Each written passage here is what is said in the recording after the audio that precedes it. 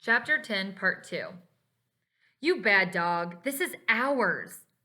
El Haji took the stick from Saidu and started chasing the animal. The dog still held on to the last bit of meat as it disappeared among the bushes. With a shake of the head, Saidu picked up the gallon of water and started heading down the path.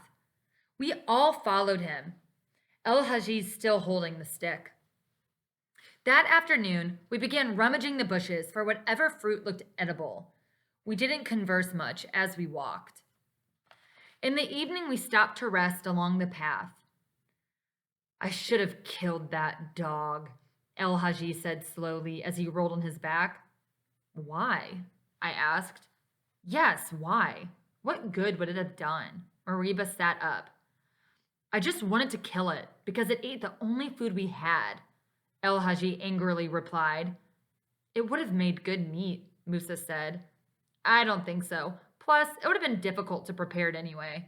I turned to Musa, who was lying on his back next to me. You guys disgust me just thinking about something like that, Juma spat. Well, Musa stood up. He is going to tell another story, El Haji sighed. Musa turned to El Haji. Yes, well, not really a story. He paused and then continued. My father used to work for these Malaysians, and he said that he told me that they ate dogs. So if Al Haji had killed that dog, I would have loved to try some. So when I see my father again, I could tell him how it tasted. And he will not be angry with me because I had a good excuse for eating dog meat, Musa concluded. We all became quiet, thinking about our own families. Musa had triggered in all of us what we were afraid of thinking. Musa was home with his father in Matrujong when the attack took place. His mother had gone to the market to buy fish for the evening meal. He and his father had run toward the market and found his mother, but as they ran out of town, his mother had somehow been left behind. They realized that she wasn't with them only after they stopped for a rest at the first village they reached. His father cried and told Musa to stay there while he went to look for his wife. Musa told his father that he wanted to go back down the path with him. No, my son, stay here, and I'll bring back your mother. As soon as his father left, the village was attacked and Musa ran away. He had been running ever since. Al Haji was at the river fetching water when the rebels attacked. He ran home, only to stand in front of the empty house, shouting the names of his parents, 2 brothers and sister. Kane had escaped with his parents, but lost his 2 sisters and 3 brothers in the chaos. He and his parents had jumped in a boat along with many others to cross the Jong River. When the boat reached the middle of the river, the rebels on shore began shooting at the people in the boat, and everyone panicked, causing the boat to capsize. Kane swam to the other side of the river as fast as he could. When he pulled himself ashore, he could see people drowning in the water, screaming as they fought to stay afloat. The rebels laughed at the dying people. He had wept all night as he followed the survivors, who made their way to a village down the river. There, people had told Kane that his parents had passed through. The hope of finding his family had kept Kane moving over the months. Juma and Mariba lived next to each other. RPGs had destroyed their houses during the attack. They had run toward the wharf to find their parents, who were traitors, but their parents were nowhere to be found. They ran to the forest where their families had earlier hidden, but they weren't there either. Saidu's family was unable to leave town during the attack.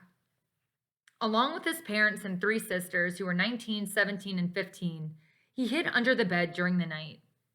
In the morning, the rebels broke into the house and found his parents and 3 sisters.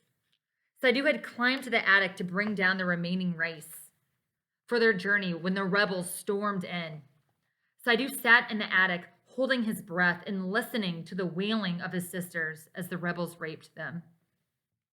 His father shouted at them to stop, and one of the rebels hit him with the butt of his gun. Saidu's mother cried and apologized to her daughters for having brought them into this world to be victims of such madness. After the rebels had raped the sisters over and over, They bundled the family's property and made the father and mother carry it. They took the three girls with them. To this day, I carry the pain that my sisters and parents felt. When I climbed down after the rebels were gone, I couldn't stand, and my tears froze in my eyes. I felt like my veins were being harshly pulled out of my body. I still feel like that all the time, so I can't stop thinking about that day. What did my sisters do to anyone?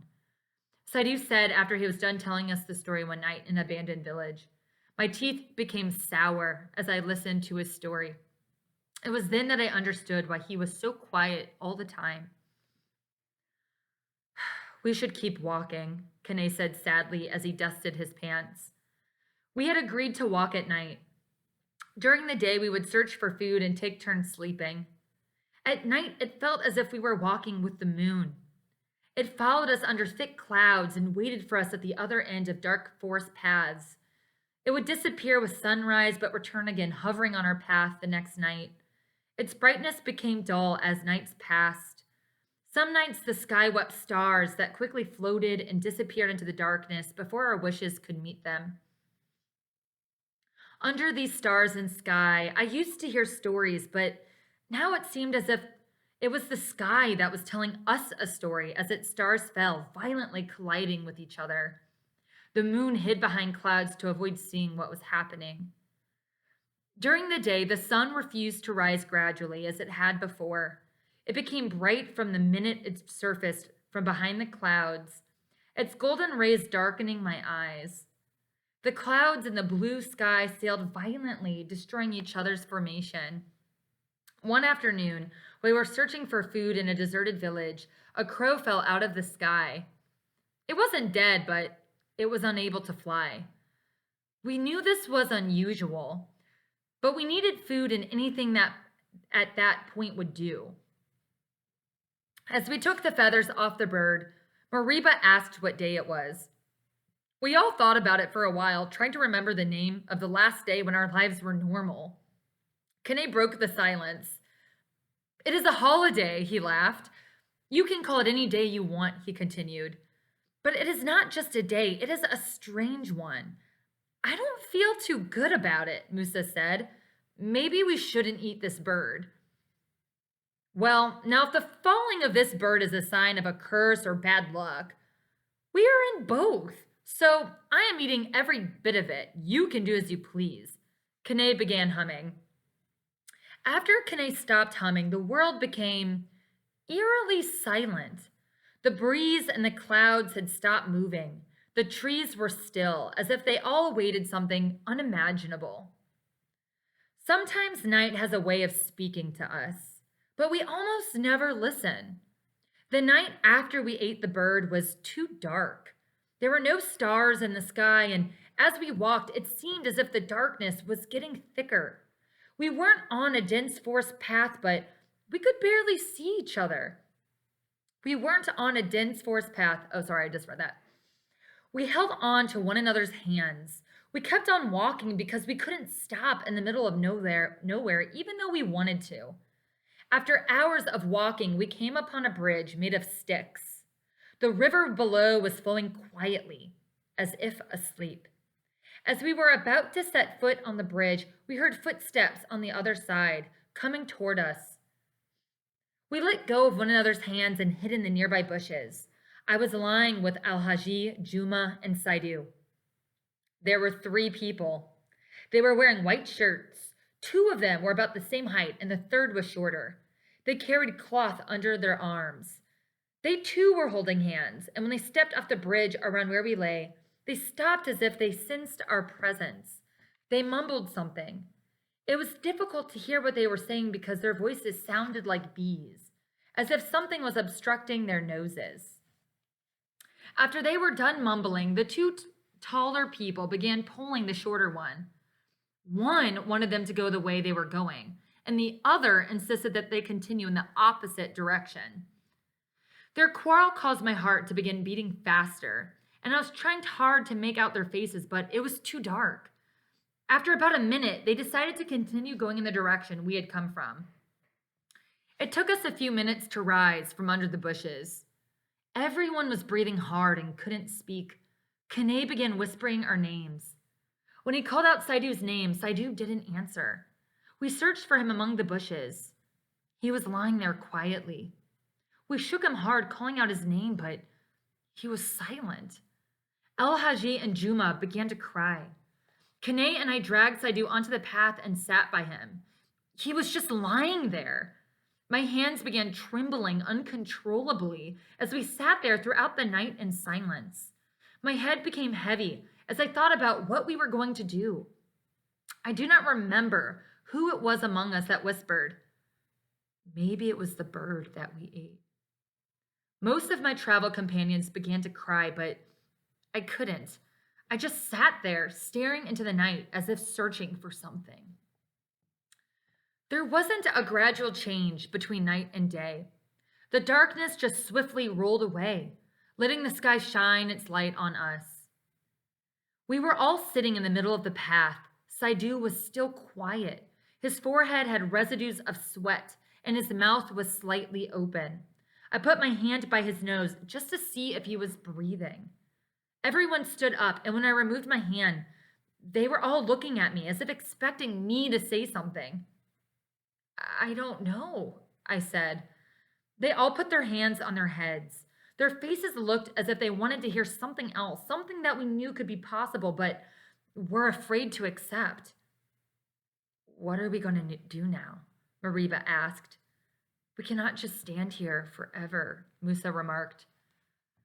"We will have to carry him to the next village, however far that might be," Kane said slowly. "Help me stand him up," he continued.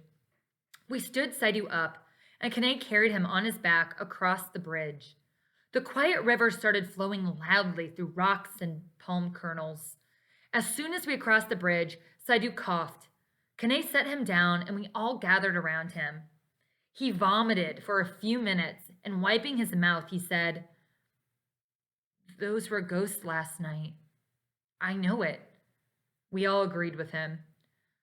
"I must have fainted after they started speaking." He tried to get up, and we all aided him. "I am fine. Let's go." He pushed us away. "You awoke from the dead with some attitude," Musa said. We all laughed and started walking. My hands began trembling again. I didn't know why this time. It was a gloomy day, and we kept asking Saidu if he was okay all the way to the next village. It was past midday when we arrived at a crowded village.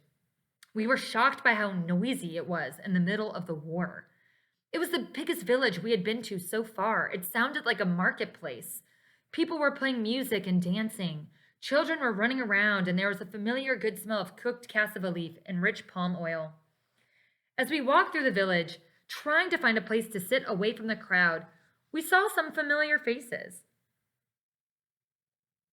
People hesitantly waved to us. We found a log under a mango tree and sat down. A woman whose face wasn't among the familiar ones came and sat facing us. "You!" She pointed at me. "I know you," she said. I did not know her face, but she insisted that she knew my family and me. She told me that Junior had come to the village a few weeks earlier for me, and that she had also seen my mother, father, and little brother in the next village, which was about a 2 days walk. She told us the direction and ended by saying, "In that village, there are lots of people from Matujong in the Sierra Rutile mining area. All of you might be able to find your families or news about them."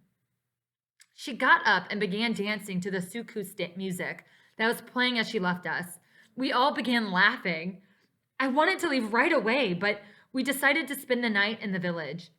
Also, we wanted Saidu to rest, even though he kept telling us that he was fine. I was so happy that my mother, father, and 2 brothers had somehow found one another. Perhaps my mother and father had gotten back together, I thought.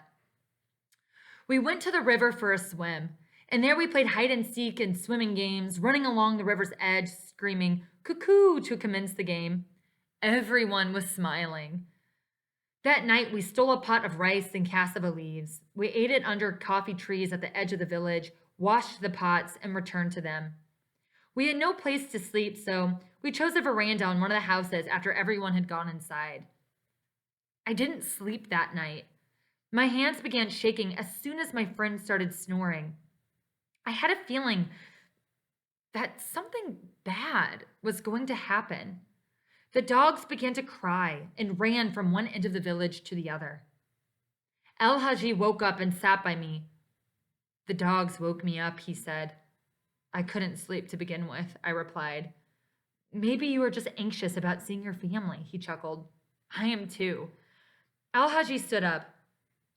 Don't you think it is strange, the way the dogs are crying? One dog had come near the veranda on which we sat and was vigorously crying. A few more dogs joined in. Their crying pierced my heart. Yes, they sound very human, I said. That is the same thing I was thinking, Al Haji yawned. I think dogs see things we do not see. Something must be wrong. He sat down. We became quiet, just staring into the night. The dogs cried all night long. One continuing till the sky was completely clear. Babies then began to take up the cry. People started getting up, so we had to vacate the veranda. Al Haji and I began waking our friends. When we shook Saidu was still. Get up, we have to go now. He shook Saidu harder as we heard the people on whose veranda we had slept getting ready to come outside. Saidu, Kane coaxed him. Maybe he fainted again, he said. A man came out and greeted us. He carried a small bucket of water. He had a smile on his face that told us he had known all along that we were on the veranda. This will do it. The man sprinkled some of the cold water from his bucket on Saidu. But Saidu didn't move. He just lay on his stomach, his face buried in the dust. His palms were turned upside down and they were pale. The man turned him around and checked his pulse.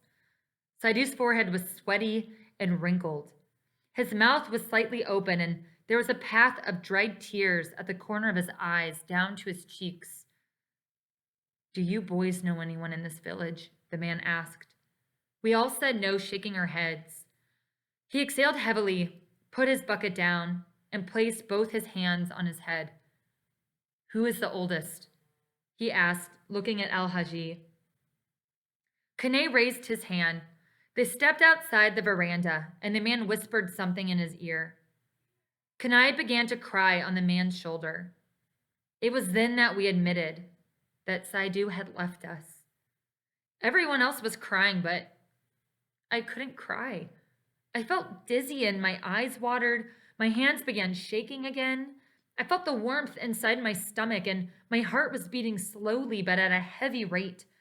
The man and Kane walked away, and when they returned, they brought with them 2 men who carried a wooden stretcher. They placed Saidu on it and asked us to follow them. Saidu's body was washed and prepared for burial the same day. He was wrapped in white linen and placed in a wooden coffin that was set on a table in the living room of the man whose veranda we had slept on. Are any of you his family? A tall, slender, muscular man asked. He was in charge of the burial ceremonies in the village. We all shook our heads no. I felt as if we were denying Saidu our friend, our traveling companion. He had become our family, but the man wanted a real family member who could authorize his burial. Does any one of you know his family? The man looked at us. I do. Kane raised his hand. The man called him over to where he stood on the other side of the coffin. They began talking. I tried to figure out what they were saying by reading the elaborate gestures that the man made with his right hand. His left hand was on Kane's shoulder. Kane's lips moved for a while, and then he began nodding until the conversation was over. Kane came back and sat with us on the stools that were provided for the funeral service, which only we attended, along with the man on whose veranda Saidu had left us. The rest of the people in the village quietly sat on their verandas. They stood up as we walked through part of the village to the cemetery.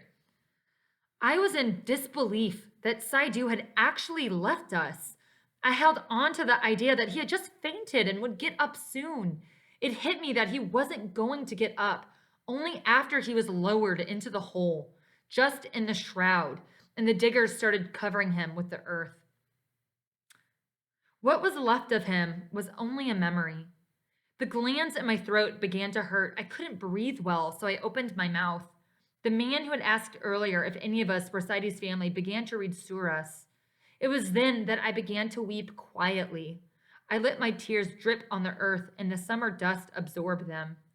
The men who had carried Saidu began placing rocks around the grave to hold the mounds of earth. After the burial, we were the only ones left in the cemetery. There were mounds of earth all over. Very few had sticks with something written on them. The rest were anonymous. Saidu had just joined them. We sat in the cemetery for hours as if expecting something, but we were all young. All of us were now 13 except for Kane, who was 3 years older, and our emotions were in disarray. I couldn't comprehend what or how I felt. This confusion hurt my head and made my stomach tense. We left the cemetery as night approached. It was quiet in the village. We sat outside on the log we had first sat on when we entered the village.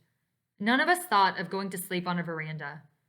Kane explained to us that Saidu had to be buried, as the custom in the village was that the dead couldn't be kept overnight.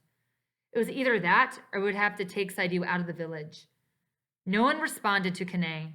He stopped talking and the dogs began to cry again. They did all night until we became restless. We walked up and down the village. Most people weren't asleep. We could hear them whispering when the dogs took breaks or went to cry on opposite ends of the village. I remembered a few weeks back when Saidu had spoken about parts of him slowly dying each passing day as we carried him on our journey. Perhaps all of him had died that night when he spoke in that strange voice after we had survived the attack by men with machetes, axes, and spears, I thought. My hands and feet began to shake, and they continued to do so throughout the night. I was worried and kept calling out my friends' names so they wouldn't fall asleep. I was afraid if any did, he was going to leave us. Early in the morning, Kane told us that we were going to leave after sunrise and head for the next village. I can't stand another night listening to these dogs. They terrify me, he said. That morning, we thanked the men who helped bury Saidu. You will always know where he is laid, one of them said. I nodded in agreement, but I knew that the chances of coming back to the village were slim, as we had no control over our future. We only knew how to survive. As we left the village, everyone lined up to watch us go. I was scared, as this reminded me of when we walked through the village with Saidu's body. We went by the cemetery, which was at the edge of town, by the path that led to where we hoped to reunite with our families. The sun penetrated the graveyard, and as we stood there, a slight breeze blew, causing the trees surrounding the mounds of earth to sway gracefully. I felt a chill at the back of my neck, as if someone were softly blowing on me.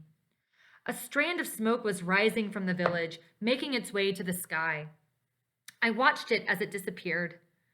We were leaving our friend, or as my grandmother would put it, his temporary journey in this world had ended. We, on the other hand, had to continue. When we started to walk away, we all began to sob. The cock crows faded, only to make us aware of our silence, the silence that asked, who will be next to leave us? The question was in our eyes when we looked at each other. We walked fast, as if trying to stay in the daytime, afraid that nightfall would return over the uncertain pages of our lives.